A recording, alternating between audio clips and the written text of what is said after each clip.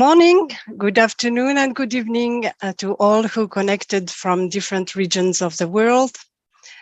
Welcome to the 6th UNESCO-UNFCCC webinar on climate change education for social transformation.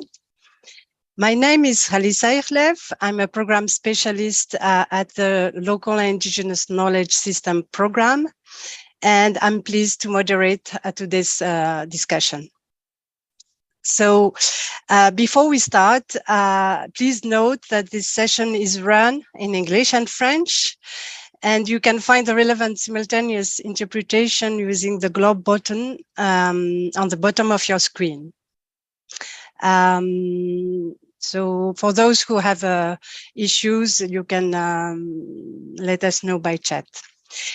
As many of you already know by now, this webinar series is held every last Tuesday of the month in the lead up to COP27 in Egypt in November this year, with the goal of greening education policies and curricula to ensure that every learner is equipped with the knowledge, skills, values, and attitude to tackle climate change and promote sustainable development. In the previous sessions, we looked at the role of education to shape a post-carbon future, as well as how to adapt to climate change and promote civic engagement to foster the societal transformation. And thank you for the input to that session. We have to acknowledge that in the past centuries, a dualistic view that sees humans as separate and dominant to nature, has been the foundation that led to overconsumption and destruction of the natural resources of our planet. To reimagine a post-carbon future through transformative thinking, we need to start by repositioning human relations with nature based on the tradition of oneness, particularly visible from indigenous communities, which have spiritual connection to lands and territories and envisions humans and nature as a whole. For the survival of the planet, it is crucial to unlearn and relearn from local and indigenous knowledge systems, practices and values such as respect for the environment and its diversity, as well as make better use of know-how of these communities to address climate change. This is why today's webinar will investigate how the values, practices, and innovation embedded in local and indigenous knowledge systems can contribute to address the climate crisis through education and knowledge transmission. We will dive into two specific questions. What are the key messages from the local and indigenous knowledge and values to be embedded in climate education? How can local and indigenous knowledge and values be fostered in teaching and learning on climate change? So those are the two questions that we will try to respond to today. So the discussion will start with inputs from the panelists, followed by moderated questions and answers. Before we begin the panel discussion, I would like to introduce a tool that we will use during the session to engage everyone joining via Zoom and YouTube from all over the world. You can go to Slido, slido.com, slido.com, and enter the event code, which is displayed on the screen. It's 1975958. You can also point out your smartphone camera on the QR code on the screen and follow the link to the web browser for those who know the process. This tool, Slido tool, will serve two purposes. First, to allow you to raise questions throughout the session, which will be addressed during the question and answer to the extent possible, of course. You can vote up the question you like as well. And the second is to engage you directly for input later in the webinar. So we are really encouraging to be proactively participating in this exchange. So now let me introduce you to our three experts panelists who will help us explore the key questions that you will ask and draw from their own experience. So the first one, by order on the screen, is Mrs. Elena Norbert Hodge, author and filmmaker, founder, director of the non-profit organization Local Futures. Elena is a pioneer of the new economy movement, the founder and director of Local Future, which is an international non-profit organization, and the convener of the World Localization Day. She is the author of two inspirational classics entitled Ancient Futures and Local is Our Future, and the producer of the award-winning documentary, The Economics of Happiness. Elena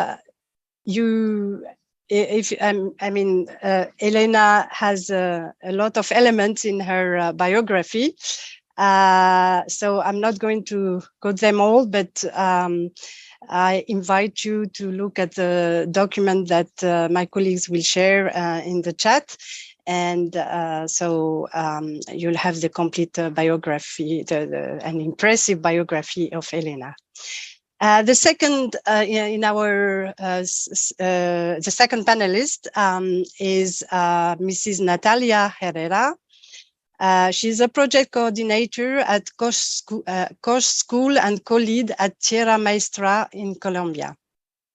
Natalia is an engineer and educator in the framework of Teach for All alumni. Since 2010, she has been working as a teacher and collaborating in various international cooperation projects. In the last few years, she has focused on teacher training through social-emotional education.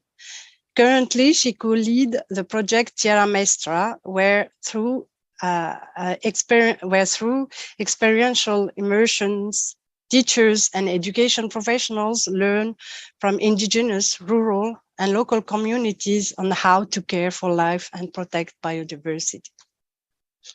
The same with Natalia. You can have more details on her profile by going to the link shared by my colleagues. The last but not least is Mr. Rahul Goswami from India. Rahul is a facilitator of the UNESCO Global Network of Facilitators, which aims to support capacity building for the implementation of the Convention for the Safeguarding of the Intangible Cultural Heritage. He is a former advisor to the Center for Environment Education in Malaya at the Ministry of Environment and to the National Agriculture Innovation Project at the Ministry of Agriculture in India. He has studied and documented traditional systems of knowledge for 25 years with a focus on rural development, environment, and climate change. So thank you all for joining us. So now,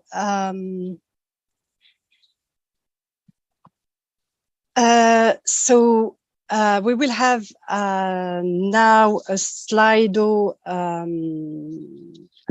I'm sorry because I printed. Yes, sorry, because I need notes to to carry on the discussion. So now let's start with the first question of our session through Slido. So this question is, what are the key messages from local and indigenous knowledge and values to be embedded in climate education? And you can see this on the screen. To reflect on this question together, I would like to invite everyone joining this session to please go to slido.com and enter the event code, which is 1975958, and share your views on the question.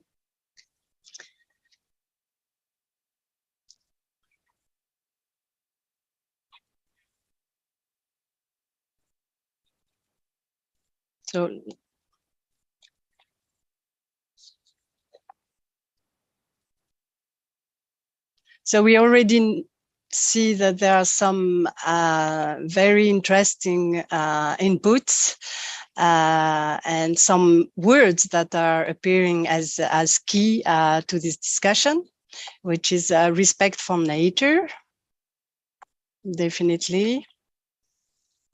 Respect. We are nature. Respect for land, sea, and air. This is a rich discussion. So we have sustainability as well, respect for knowledge, a balance between nature and the use of its resources. We have live in harmony with land. So this is actually really being a nice or generating nice feedback that we are going to discuss in few minutes. So climate science literacy and nature connectedness, responsibility, that's taking only what you need. So that's very, so now it seems that we had a lot of feedback to reflect on. So now I'm turning towards our experts panelists and ask them the question, to answer the question, this key question. So and now I will turn to Elena to ask this first question. So Elena, what are the key messages from local and indigenous knowledge and values to be embedded in climate education according to your views? Thank you. I think a fundamental issue has to do with the structures of how indigenous people lived. And they lived in localized economic systems. They were smaller scale, and they could actually see the impact that they had on the land and that they had on other people. So we need to look at the structures as well as the values. The values came as a natural consequence of living in a more human scale economy, where, as I say, they could actually see their impact on the water, on the soil, on the animals, and their impact on other people. This created feedback loops that supported a genuinely sustainable and circular economy. So fundamental lessons have to do with the scale of economic units. We need to support smaller businesses, more locally adapted to specific environments.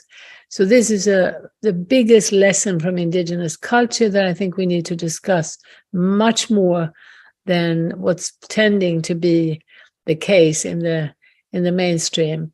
What I experienced, having lived for 4.5 decades in a very remote part of the world that had not been colonized and where people still had a thriving local economy, was that when people are allowed to use their own resources for their own needs in their own environment, with their own language, their own history, again, the scale ensures a certain level of respect for others and for the environment.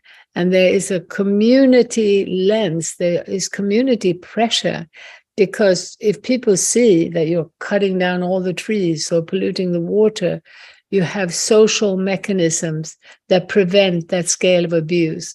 Our problem in the global economy is that we don't see our impact on the land, on the water, on other people. Our arms are so long that we can't see what our hands are doing. So that's, for me, the most important message.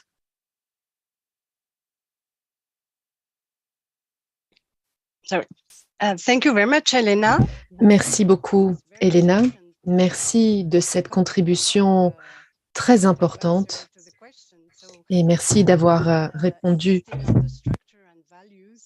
The scale of economic units is really indeed very important to take into account the locally based economy and livelihood. Thank you very much, Elena.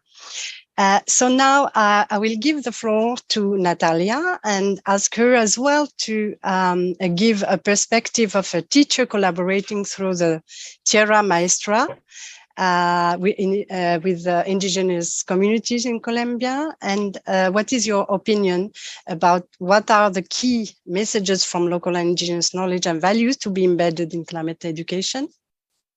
Natalia, you have the floor. Thank you. Thank you. Something we have been able to learn with these communities is that they don't only talk about the crisis of climate change. Because this is only one of the consequences of the real crisis we are living, a crisis of our humanity.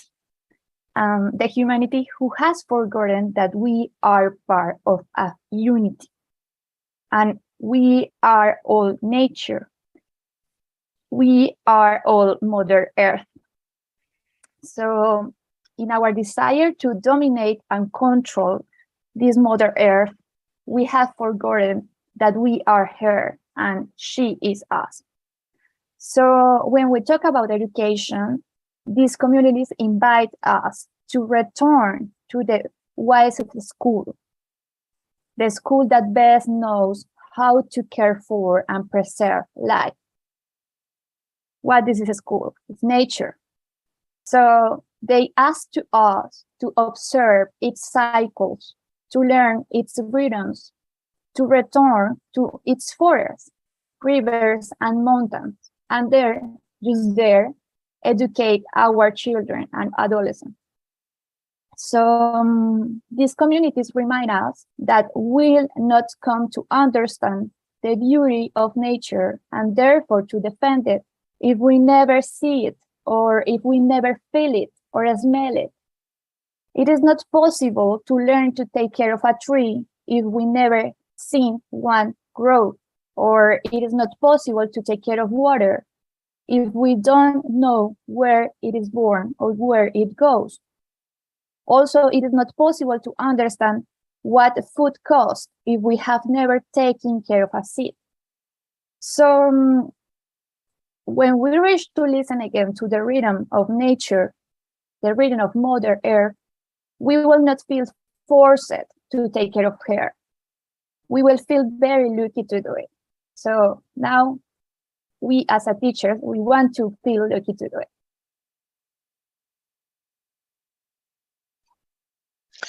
Thank you very much, Natalia, for this interesting perspective and really inspiring.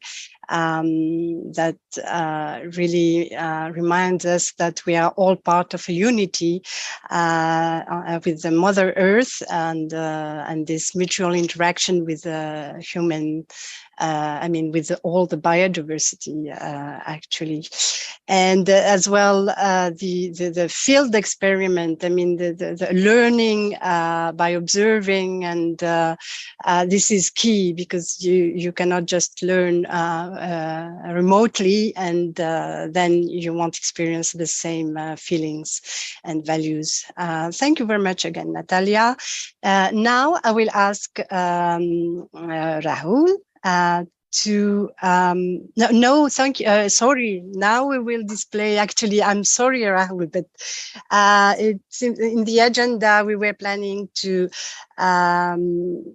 display a video, and so I'm pleased to show now a video with a message of one of the communities with which you have been involved, with Muisca, indigenous community of Central Colombia. So this is a follow-up to the discussion with Natalia. So thank you to display the video. Chibuzwa, Hichasera Fusuagascua, hola a todos, yo soy Acera de la comunidad nativa Muisca. Vivimos en Fomeque, en Cosavistada, en el territorio de Cundinamarca, el nido de los cóndores. Y hoy aquí hablando de la pedagogía de las comunidades nativas, del buen vivir, del vivir para cuidar todo, de reconocernos todos como una gran familia dentro de la gran casa madre. Yo soy Bun Kwayarimaku, Sijikwa del pueblo Muisca, Cabildo Mayor Muisca Oriente. Sí, la reflexión que queremos enviarle a la gente, a todos los que nos están viendo, es primero que abramos los ojos, que nos demos cuenta de este paradigma occidental que está acabando con el planeta Tierra, que tiene a niños muriéndose de hambre, que tiene ríos muriendo de contaminación, que tiene gente matando gente,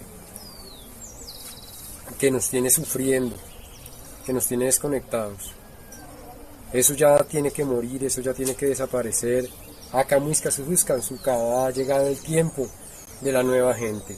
Ha llegado el tiempo de volver a la pedagogía del maíz, donde todos comprendamos que somos granos de una misma mazorca, semillas de un mismo maizal, y que entre todos nos tenemos que cuidar, y que estamos aquí para asegurar que todos los niños tengan alimento, que estamos aquí para asegurar que todos los ancianos tengan en dónde vivir, que estamos aquí para asegurar que vamos a perdurar como raza, como humanidad, porque tenemos la capacidad de cuidar. De nada sirve volar a la luna si no ponemos los pies en la Hichaguaya, Madre Tierra. Nosotros somos la Madre Tierra.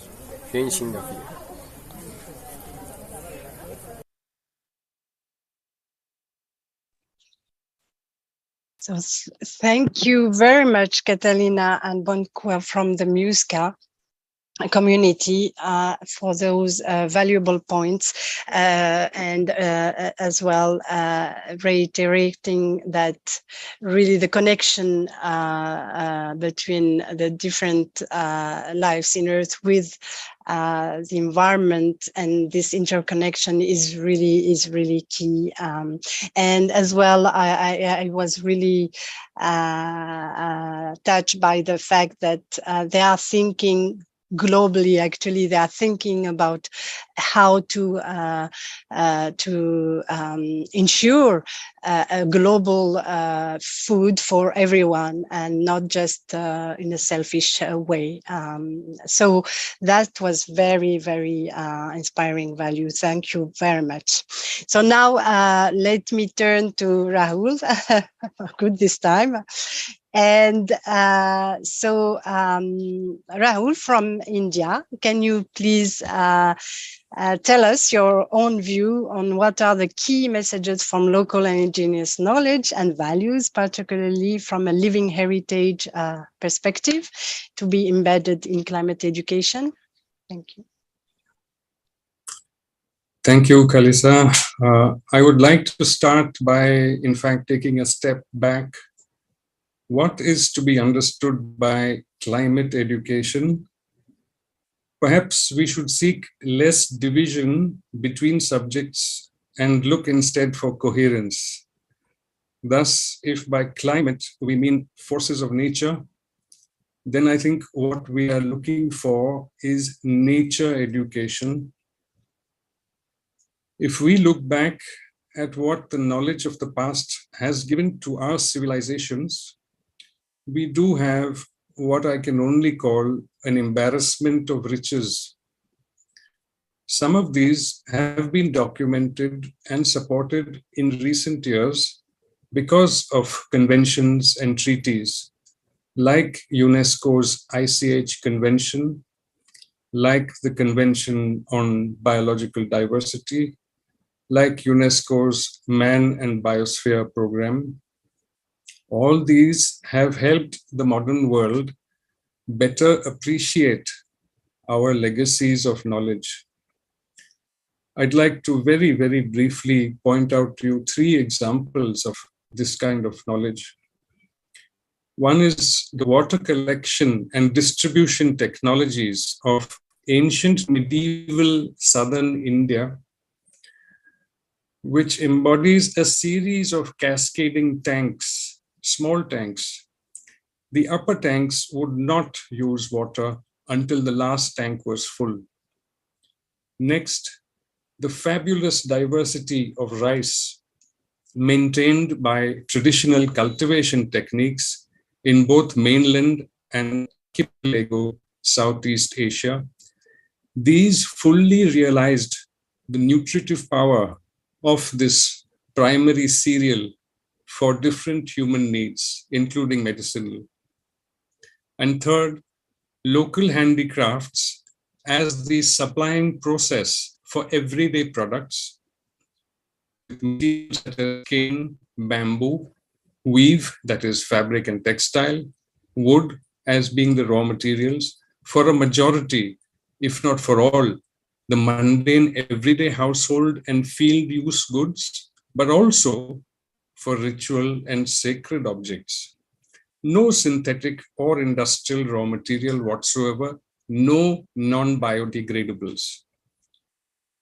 There are really a host of good values to be seen in just the few examples that we have collected and we have learned about through the mechanisms of these inventions and our work in recent years. Thank you.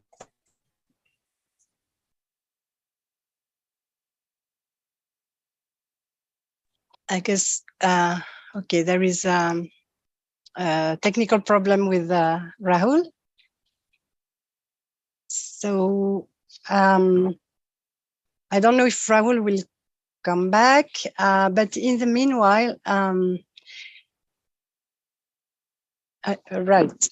So thank you very much, Rahul. I guess you were anyway finished with your statement. So it's really, I mean, the points that you highlighted, of course, are very important. And I retained, for example, that we have to look at things from a coherence perspective and teach nature in education, and better appreciate our legacy of knowledge, and better exploit the existing global instruments that are providing some important information on how to value those traditional practices. So thank you again, Rahul, and thank you as well to our other panelists. So now we'll go to the question 2, and I will go back to Slido. So now we have heard about the key messages from local and indigenous knowledge experts. It is time for us to reflect together on the question on how they can be embedded in education. The question raised is, how can local and indigenous knowledge and values be fostered in teaching and learning on climate change? So we now invite to go to slido.com and enter the event code 1975958. So I'll repeat 1975958, and share your own views on the question in a world cloud. So I'll let the process a few seconds to a minute, and in the meanwhile, I will just read some key words that are happening. So, of course, collaboration with indigenous peoples in content creation. Start from primary level. That's storytelling. Important, indeed. So there are so many suggestions that are actually giving us very important and key statements that should be inputting into this process.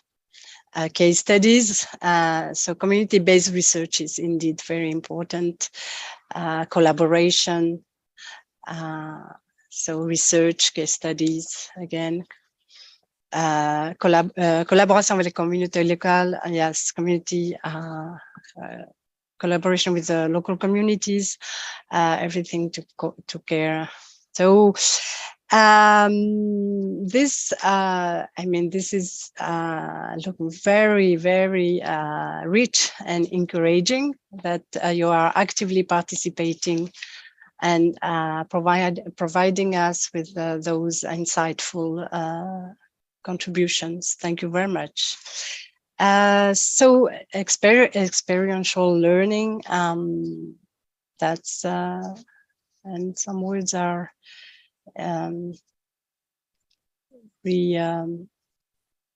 refocused by people, engaging, of course, local peoples and indigenous peoples as well.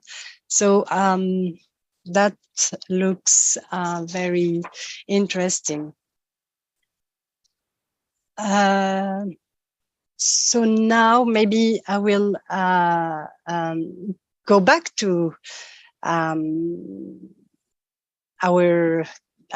expert panelists, sorry.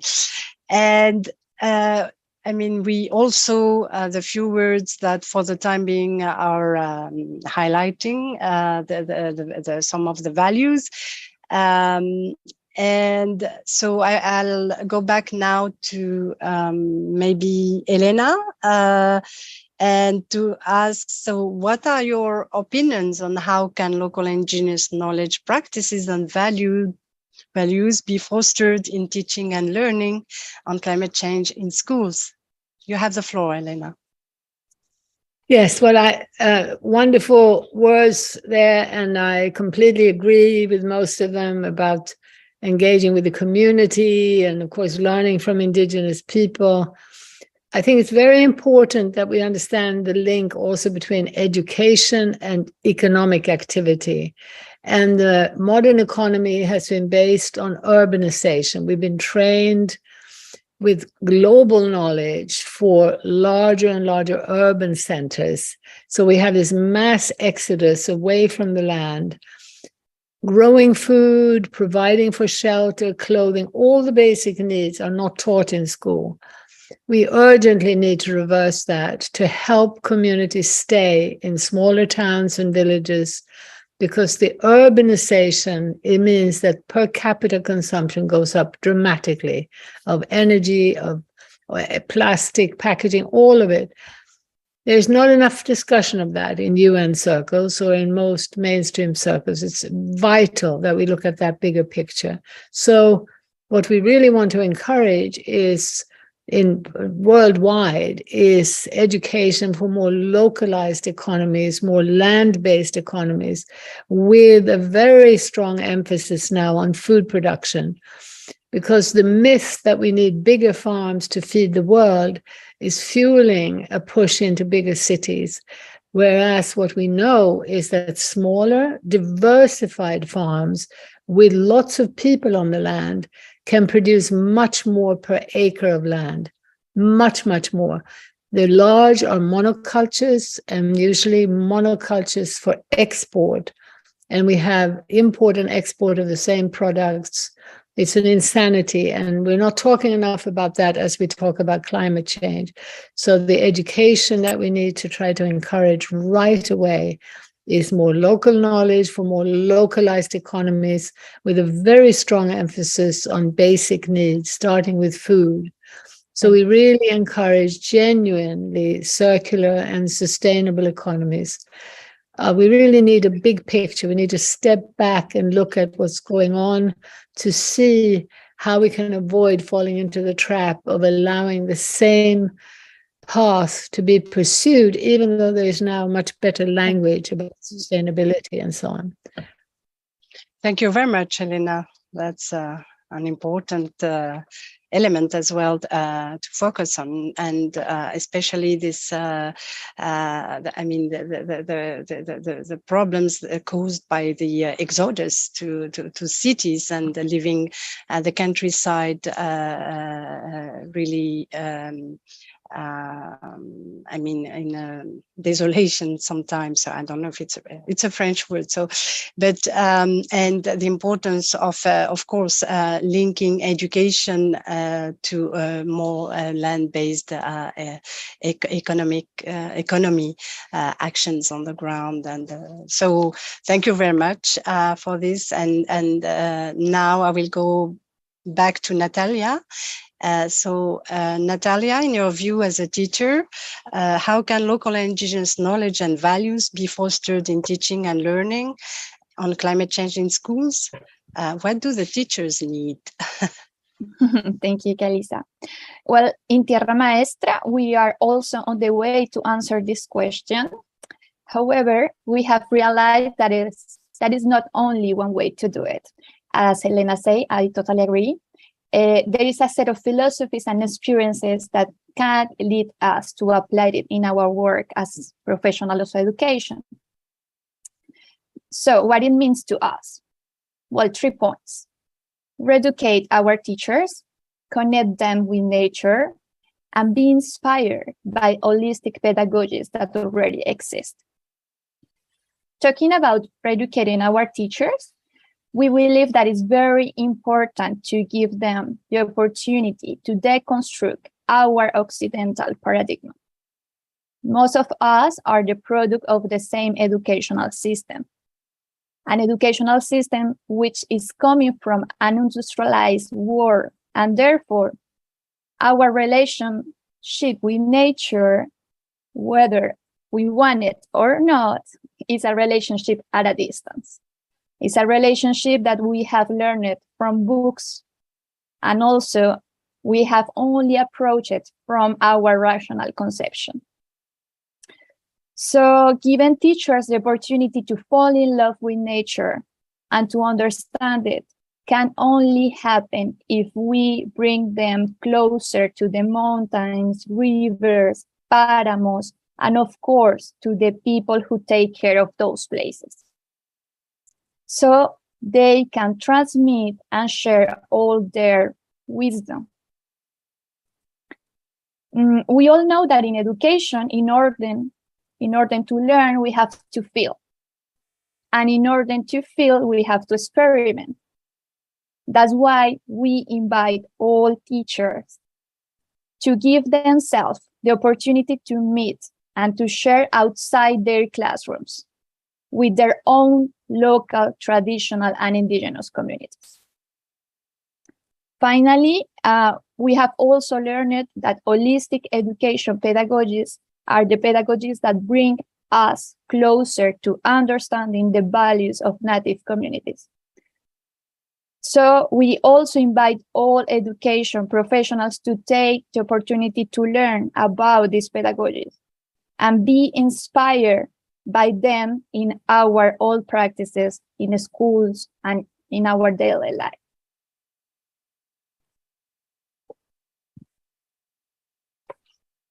Thank you very much, Natalia, for those important perspective as well from the teacher's side.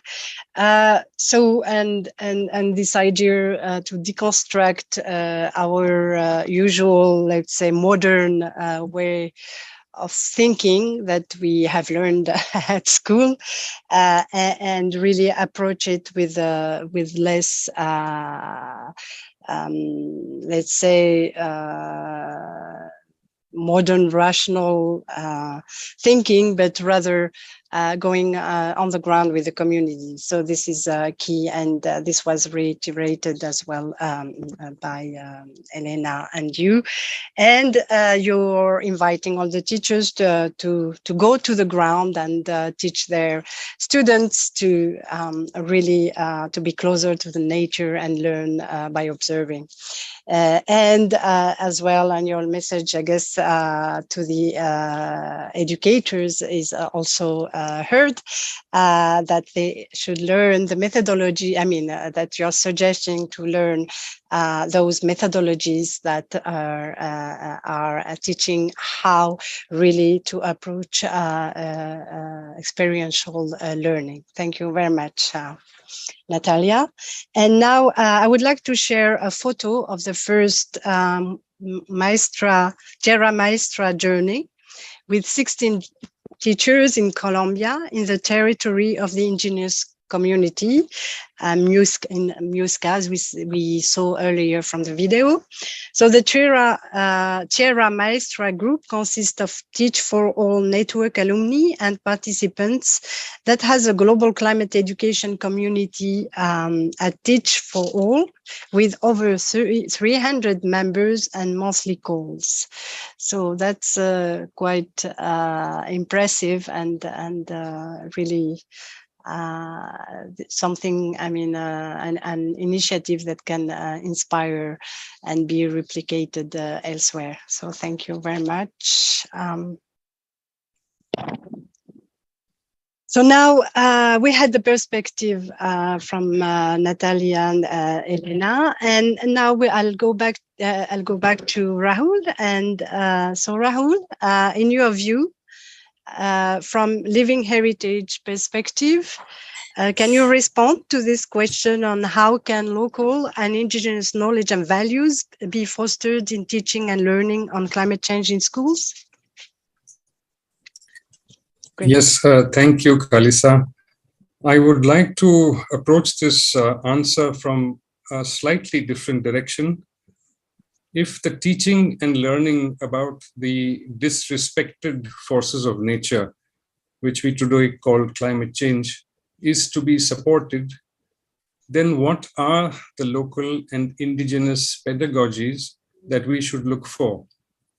The informal learning, which in ICH terms is called transmission, becomes manifest in at least as many ways as there are local cultures that we can name. There are common elements to all of them.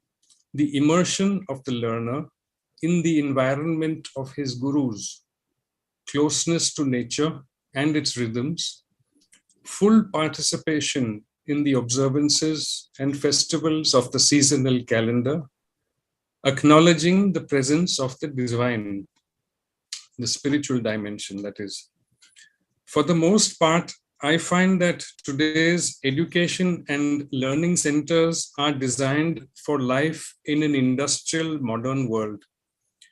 What we seek is not, therefore, a grafting of indigenous knowledge and teaching onto such a structure, but for these processes, these indigenous pedagogies, to be understood and recognized as equal and valid systems. This is, of course, easier said than done. However, I think we also see that there is growing interest in the forms and substances of traditional knowledge, intangible cultural heritage, indigenous wisdom, and their undoubted superiority, both conceptual and practical. We are seeing how this can be done easier because of this. Finally, I would say that those who would teach these ways should not be constrained by an education system that very often fails to acknowledge its shortcomings. And in the same way, those from whom learners can learn should not be excluded because of their being informal teachers. I think we see quite a lot of such movement worldwide already. For those inspired by or who have lived beside local and indigenous knowledge, feel strongly enough to find their own teachers who today are adapting their instructions in a variety of ways, bypassing in some cases the roadblocks of the conventional educational systems, even using digital means very, very innovatively. Thank you very much.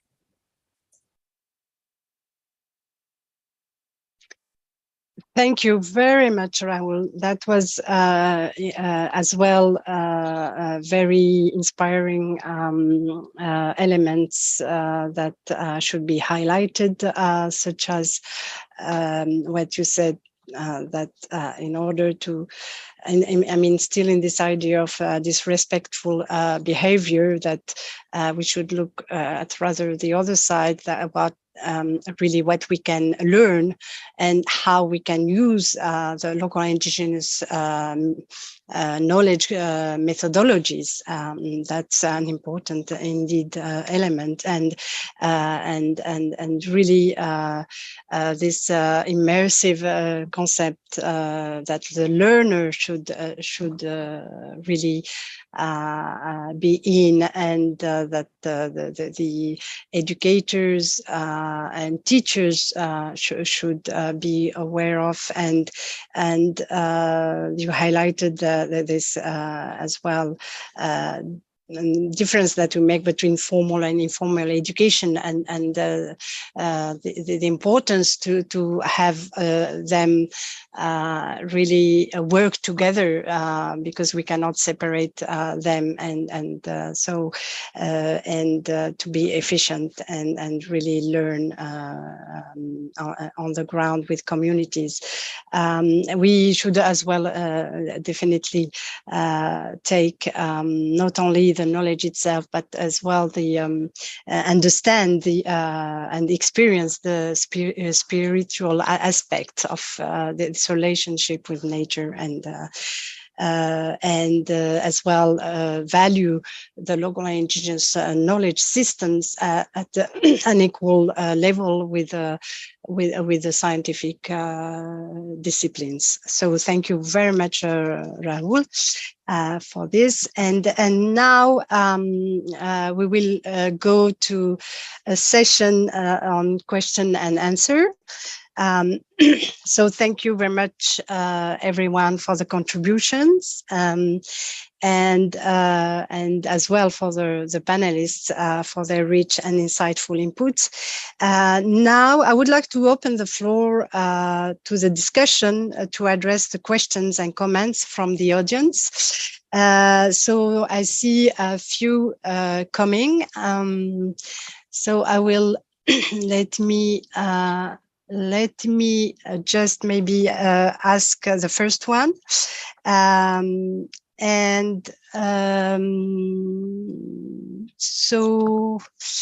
So now today we are talking about getting every learner climate ready. From your personal experience, can you share one example of inspiration you learned from indigenous knowledge and value that would be relevant for our action on climate change? So let's start maybe with Elena. And yes? Can you repeat that question again? Yeah.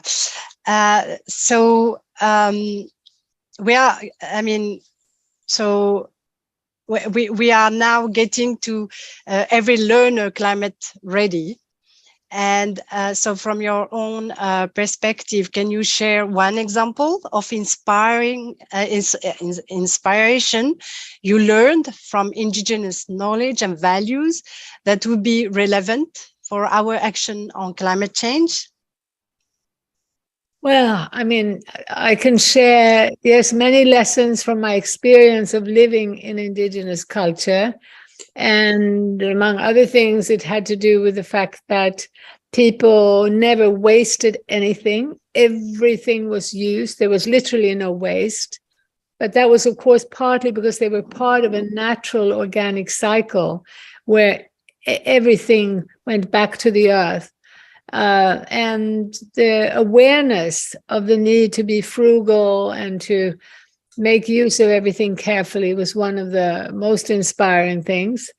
But also the care that people gave to each other, and basically what I found so inspiring was that it was possible to live with what we would say very little, because They were very rich in time. They had plenty of time. In the modern world, we have been so pressured by time. Time has become a scarce commodity.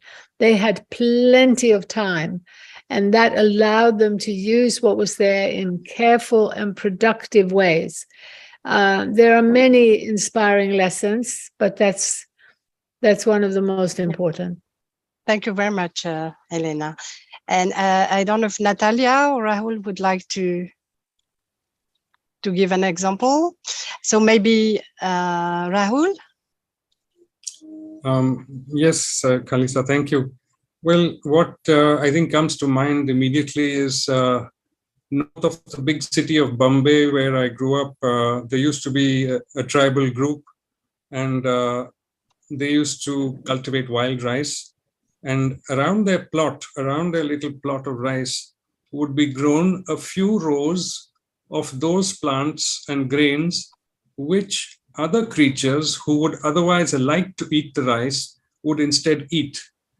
And the lesson that I drew from this, which was revolutionary, was that everything has to be looked for and taken care of. And you cannot and you must not treat other creatures in our world as pests. Everything has a role, everything has a purpose. And if you treat them with respect, and if, in this case, if you give them what they're looking for, then they will leave most of what you eat by itself, and you get enough to eat, and so do they. Thank you. Thank you very much, Rahul, for this interesting example. And now, Natalia, do you have any example to share with us? Yeah, sure. I was thinking that something that we learned with the Muisca community is they say for everything to care all the time. So with their children, all the time is everything to care. The body to care, the mountain to care, the water to care, the food to care. So this is something that when you are growing and all the time you are thinking of this, that everything is to care, for us was like like we never think about it before, as teachers. So because we always was thinking just in human to care, but no, it's also the mountains, the rivers, all that are close to us. And also something that we learn is about the value of food. Now it's I don't know if I'm going to do the good translation about it, but it's the food is our medicine and medicine is our food. So for us as teachers, we also learned that even in our houses, we don't have idea if we are eating a good food or not. So for us, this is one of the key ideas that we are going to try to explain to our students and our teachers also in our school. So that's for me. Thank you very much, Natalia. So we have a second question, but that's maybe I will ask just one of you to respond very quickly in 1 minute. So building on today's discussion on genus and local knowledge and values, how can we involve our students in climate change education? So maybe one of you might just quickly respond to this question. I said before that I think one of the most important things to focus on is food. I think bringing food production into the school is a profound way of teaching children about the whole cycle of nature, and it's creating the ground for these more localized food economies that are vital everywhere in the world. And the multiple lessons that come from that are much more than we can imagine, and also the humility and the respect for the complexity of nature, the fact that every plant is unique, that every bit of soil is unique, comes with that experience of actually caring for and growing things. And what we've seen is that it brings tremendous joy to people who are depressed, even to prisoners, torture victims. Being engaged in that way is profoundly healing also because they actually are doing something that is so productive, that is so beneficial. So it has, again, this win-win component, reconnecting with the food that we eat and the land that we eat from. Thank you very much, Elena.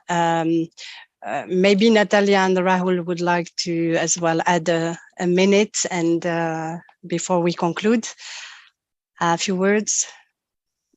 Yes, I want just to add that we have to remind that children are also part of our community.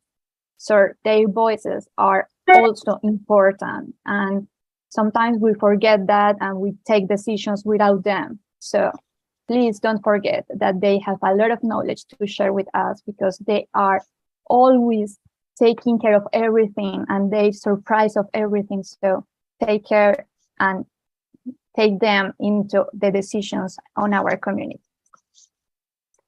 Thank you very much, Natalia. Rahul, last words? Well, I very much support what Helena mentioned. When you bring not only children, but into the growing cycle, then, but children especially begin to learn what their ancestors knew, which is, how do you read nature? This is a literacy that we have come very perilously close to losing.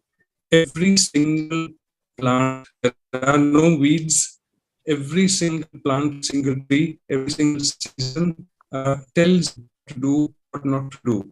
There are codes and symbols which we have to relearn.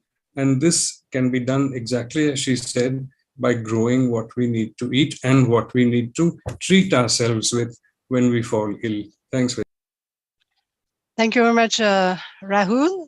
Thank you as well, Natalia and Elena, for your valuable inputs and your really expert contribution to this discussion. At the beginning, we asked ourselves what values and practices of harmony are embedded in traditional knowledge and indigenous communities across the world, and how they help us visualize a post-carbon future. Through this conversation, we understood that nature we shouldn't disconnect nature with its biodiversity, including human beings, that there should be natural interactions between them, that we should focus on local practice and local economies, and understand that it's part of the livelihood of indigenous and local communities, and as well, this is a good way to value the knowledge, but as well to prevent exodus. I would like to, among others, and we will do a summary, of course, report of this session, and you'll find all the relevant points that were made. But I wanted just to add, as a moderator, something that is really important on, the indigenous peoples around the world. They really indeed demand this formal education, but as a human right. And this is a very important element, because this is what is inscribed in their UN Declaration on the Rights of Indigenous Peoples. And let me read quickly, because I know that we have only a minute, but the Article 14 of the UN Declaration on the Rights of Indigenous Peoples says that indigenous peoples have the right to establish and control their educational systems and institutions providing education in their own languages. Languages is as well very important, in a manner appropriate to their cultural methods of teaching and learning. And this is more or less what what was discussed here. So today's discussion will be published as a discussion paper and video recording, which will be made available on UNFCCC, ACE Hub, and UNESCO webinar page.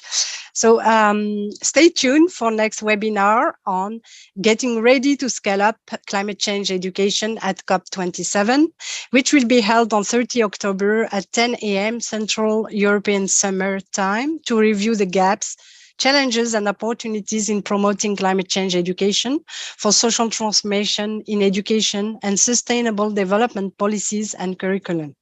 The discussion will present concrete strategies to promote climate change education that this webinar series has been discussing on the occasion of COP27 in November in Sharm el-Sheikh in Egypt, building on global momentum such as the launch of the Greening Education Partnership at the UN Transforming Education Summit.